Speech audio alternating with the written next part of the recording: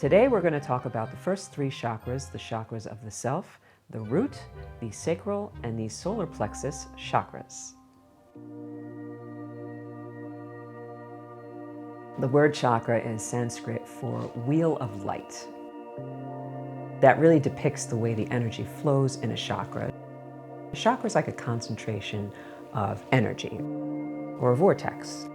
They're located in our body along the midline. And there are 7 within our body, the personal chakras, and they're all located on different areas of the spine.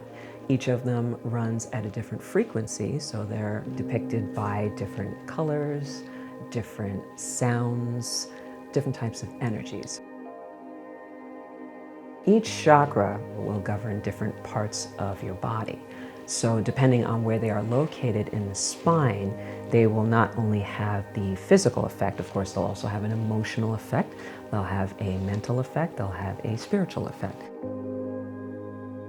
The more you get to know these types of energies, the more you get to know your energy and how it works.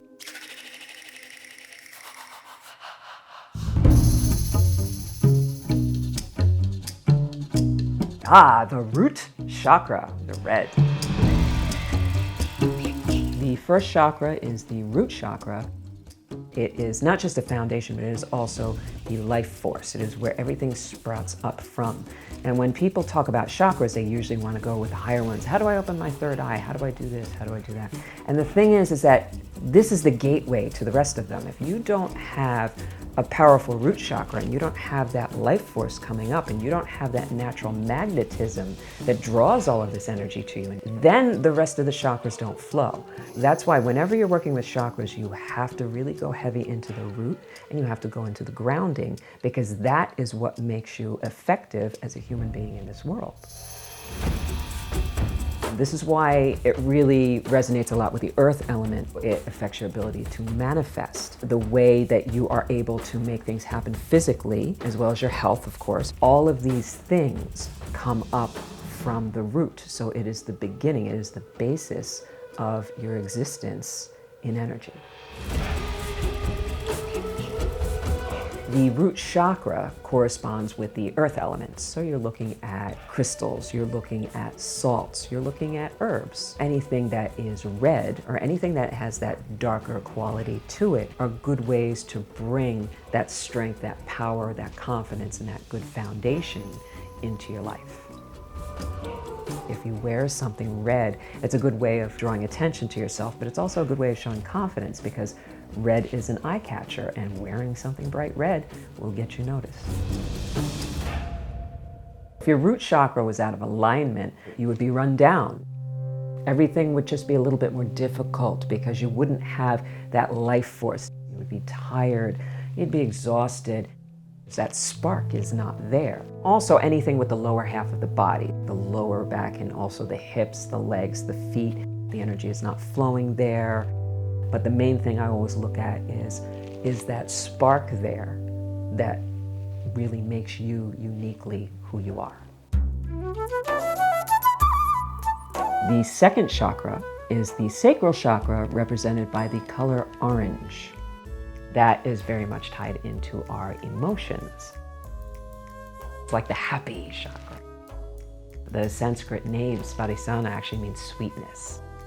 So all that life force comes up from the root and then it hits the sacral. It turns into this infectious type of energy that is actually our guidance system.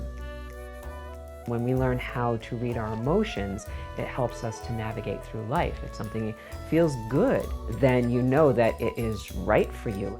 A lot of times we tend to ignore that gut. If it doesn't feel good, we usually end up regretting it. When we're talking about an emotional guidance system, we're talking about listening to your energy and letting it navigate you through life. It hits into our sensuality as well. A lot of times it's depicted as sexuality, but really it's both. It's the sensuality, it's the enjoyment of life.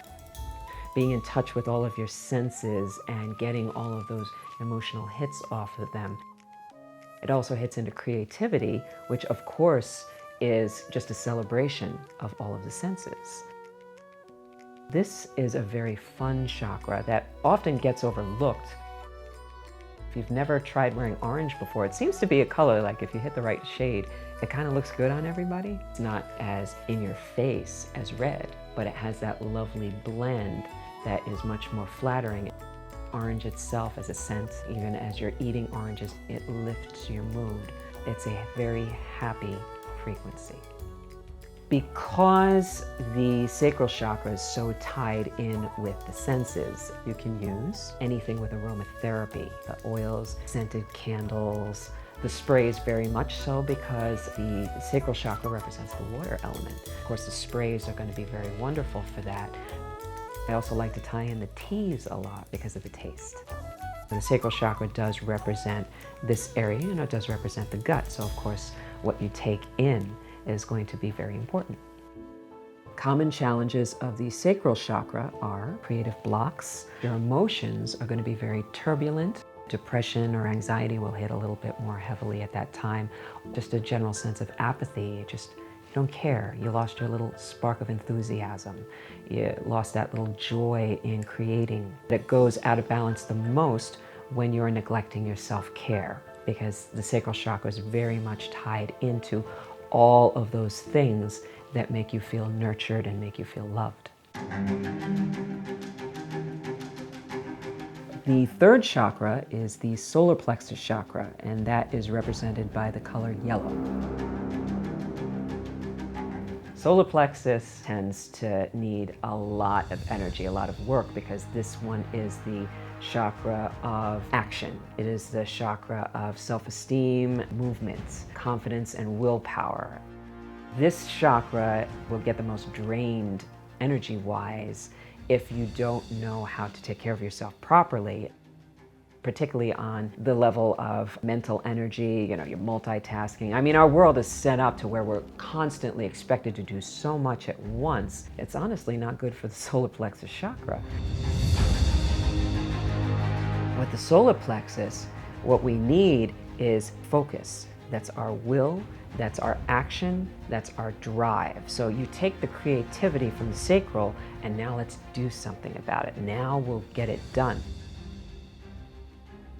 You can have a beautifully developed, very creative person, but maybe they're not always willing or ready to have that focus to get it done. All of these ideas never quite pan out because the energy is not moving up to the solar plexus chakra. Because it does relate so much to confidence, it is important to establish proper boundaries, making sure that your energy is working for you. I mean, we have a tendency to prioritize ourselves last. All of our energy goes out, and then we wonder why we're not getting things done, why we're not being productive. And the thing is that the solar plexus teaches us the balance, and it teaches us to prioritize things properly so that we are productive. It's your energy. Nobody has more right to it than you. The solar plexus chakra right in here. That has to do with the fire element, because again, that's your drive, that's the action. So you can use, of course, any candle. Our particular candle for the chakra is positive energy, confidence, feeling good about yourself. The sense that is most commonly associated, and that's sight. Of course, anything shiny or sparkly is always really good for the chakra as well. Anything that reinforces confidence. These are the things that make you feel the most comfortable in yourself and willing to stand up for yourself. Anything yellow, anything gold. Gold jewelry is always nice because it's sparkly. The gold reminds you of your worth, because that's a big part of the solar plexus chakra, is standing up for what you're worth. And sometimes we struggle with that, but I find that there is real beauty in that lesson. We eventually see it. Sometimes it just takes a little time and a little work, but again, it is always worth it. Common challenges of the solar plexus chakra are having a hard time focusing. If you have brain fog, if you're having difficulty concentrating, also anything that has to do with this area of the body. So sometimes it can be like a little digestive issue, and that can be things that tie in sometimes with anxiety. Not just the lack of focus, but also the lack of motivation, the inability to make up your mind, an inability to establish proper boundaries, which will tap out your energy. And this is the chakra of personal power. That's your particular brand of energy that nobody else has. If you're a people pleaser, you can also be having issues with this chakra because you put the other person's needs above your own. And this chakra is all about self-esteem, esteeming yourself in such a manner that you don't allow it to be influenced by outside forces.